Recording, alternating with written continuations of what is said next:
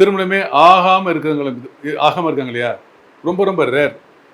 ஆ எப்படியும் ஒரு 30 குடும்பத்துக்கு 50 குடும்பத்தில ஒரு ஆள் வந்து திருமணமே ஆகாம இருப்பாங்க.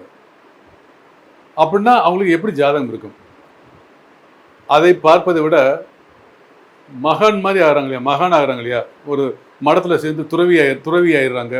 அல்லது துறவியிலேயே அந்த மடத்தின் தலைவரா இருக்காங்க.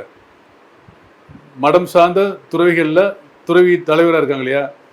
பெரிய பெரிய துறவிகளே மகான் இருக்காங்க இல்லையா? ஊரளவில் பெயர் பெற்றவங்க, உலக அளவில் பெயர் பெற்றவங்க மகான் இருக்காங்க இல்லையா? அவங்களுக்கு எப்படி ஜாதகம் இருக்கும்? ஒரு சில மடத்துல பார்த்தீங்கன்னாக்கா 5 வயசு, 15 வயசு, 20 வயசையே சேர்த்துறாங்க. அவருக்கு திருமணம் என்பதே கிடையாது. அந்த அவருடைய சாகும் வரை அவருடைய ஆயுள் முழுவதும் அங்கே தான் இருப்பாங்க. திருமணம் என்ற வார்த்தைக்கு இடமில்லை. அப்படிப்பட்ட நபர்களுக்கு எப்படி ஜாதகம் இருக்கு பார்த்தீங்கன்னாக்கா, நிச்சயமா அவங்களுக்கு லக்னத்தில் சந்திரன் ராகு, லக்னத்துக்கு 7ஆம் இடத்தில் சந்திரன் ராகு, லக்னத்தில் சூரியன் ராகு, லக்னத்துக்கு 7ல் சூரியன் ராகு. இதெல்லாம் லக்னத்துக்கு 2ஆம் இடம், 12ஆம் இடம், 7ஆம் இடம் சூரியன் ராகு அல்லது சந்திரன் ராகு. இது மட்டுமல்ல, சுக்கிரன் நீசமாக இருப்பது. சுக்கிரன் நீசமாக இருப்பது நீச வீட்டில் மட்டுமல்ல, சுக்கிரன் சிம்மத்தில் இருந்தாலும்,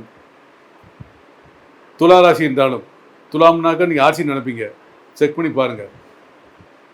கன்னி ராசி, சிம்ம ராசி, துலா ராசியில் சுக்கிரன் இருந்து எந்த லக்னமாக இருந்தாலும் சூரியன் ராகு, சந்திரன் ராகு, லக்னம் 2ஆம் இடம், 12ஆம் இடம், 7ஆம் இடம் இந்த இடத்துல இருக்கக்கூடிய நபர்களுக்கு நிச்சயமாக ஒரு மகான் மாதிரி இருப்பாங்க.